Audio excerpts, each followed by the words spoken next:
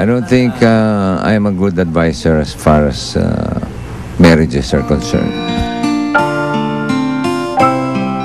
Marami na ang nag-aabang sa pelikula ni na Bossing Vic Soto at Senator Bong Revilla. Pero marami rin ang nakaabang sa pagsagot ni Bossing sa mga isyong ikinakabit sa kanya. Kaya naman sinadya ng Star Talk host na si Ricky Lo ang isa sa dalawang bida ng si Agimat at si Enteng Cabizote para sa isang matinding tanungan.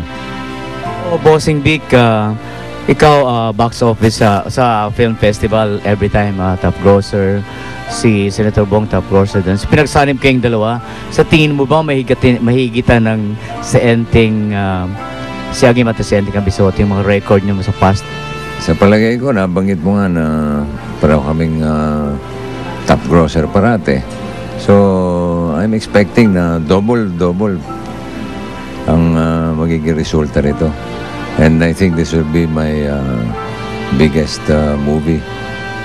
Ang si Agimat at si Enteng Cabizote ay ang official entry ng GMA Films, MZ Films, Octo Arts Films, APT at Imus Productions sa 2010 Metro Manila Film Festival. Ano yung mayroon si Enteng na wala si Agimat sa tingin mo? Si Enteng, walang agimat, pero meron siyang asawang engkantada. In real life, Bossing Vic, anong pagkakapareho niyo pa ni Bong? Marami sa mga traits na katulad ng akin, katulad ng lalo na pagdating sa trabaho. Dahil pareho kaming seryoso sa trabaho, may pagka-workaholic siya, walang angal sa trabaho, kahit ano paggawa ng direktor, at ganun din naman ako. Magandang naging banding namin dalawa. So, Bossing Vic, itong Christmas, ano ba? Blue Christmas, White Christmas, o Merry Christmas? This coming Christmas will all, as katulad ng aking mga ibang Christmas, it will be a festival Christmas. It's for the moviegoers, para sa mga kababayan natin. Christmas Eve, kasama mga loved ones mo, di ba? Kung sino sa mga anak ang pwede, sino sa mga kapatid ang pwede, sasama-sama kami. The usual Christmas. The usual Christmas kasama si Pia noon. Ngayon ba kasama pa siya? Siguro, most probably. Yeah. Wala kayong balak na mag-abroad for a while? She's going abroad with her family after Christmas. Yeah. Me, dito ako dahil hindi ako nakakuha ng visa. Kumusta na kayo ni Pia? We're good. As we always say, we're good. Kung ano yung mga nasabi na namin nung araw, yun na yun.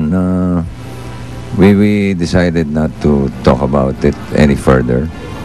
So if there's an important announcement or there's an important development, we will let the people know. Si Pia daw may bagong admirer. I don't know. Siya ang tanungin mo dyan, hindi ako. Pinapatanong nila yon, ha? Sabihin mo sa mga nagpapatanong, si Pia tanungin. Si Oyo Boy, ikakasal sa January. Yeah, next year, January. I'm happy for them. I think they will have a very good relationship. They have a good relationship right now. And si Tintin naman has been ever since, has always been a part of the family. Mabait namang bata ito. Pag kinasal si Oyo Boy, siyempre ka maghati, di ba? Kay ni Dina. Maghahatid? Lalaki yung akin eh.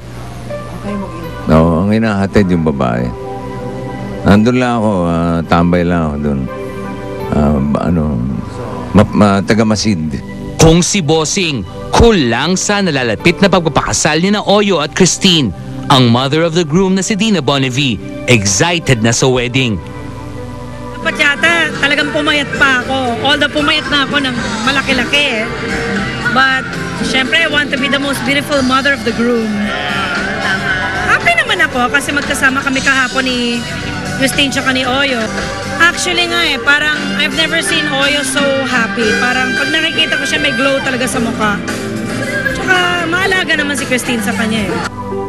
They get well naman na okay naman silang magsama and marami silang bagay na napagkakasunduan. Lalo na pagdating sa, sa shopping, ganyan, sa mga clothes, mga bags, yan. Ayon kay Oyo, all set na daw ang wedding nila ni Christine. Actually, tapos na. Waiting na lang. Iba kasi pagka ikaw yung nag-ayos talaga eh. Masarap yung feeling. Si Tin yung talagang on the go palagi. Natutuwa ako para sa kanya. Actually, I offered naman na pwede akong tumulong sa wedding preparation, pero sabi nila, it would be better if they did it by themselves. Tapos talagang parang tinetreasure nila na, tayong dalawang gumawa nito, pati yung paghanap ng bahay, silang dalawa. Hindi talaga sila nagde-depend sa kahit kanino, sila lang dalawa. Balitang January 11, 2011 or 1/11/11 ang petsa ng kasalang Soto Hermosa.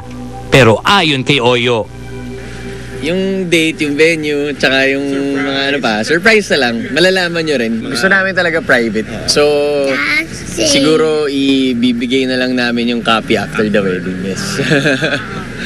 Ganun na lang. Bossing Vic, ano mga advice or tips mo kay Oyo Boy na mag-asawa na siya? From experience, ano yung mga advice mo sa kanya? I don't think I'm a good advisor as far as marriages are concerned.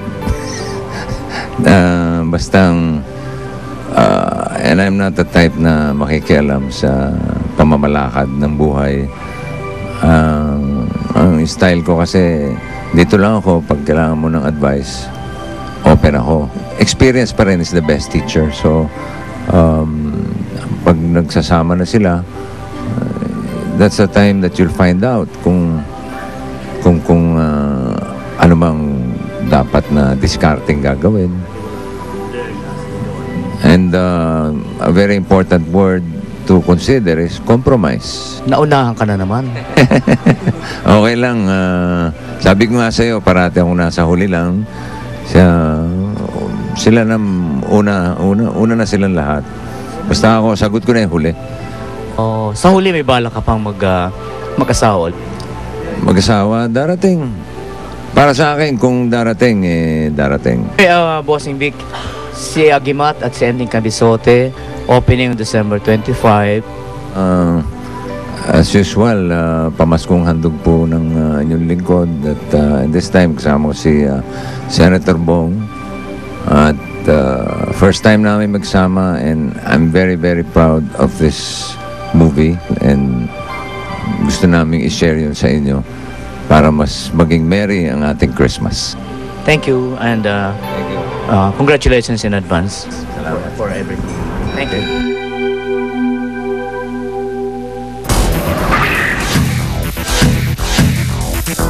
At mamaya sa Star Talk DX, Joey talaga.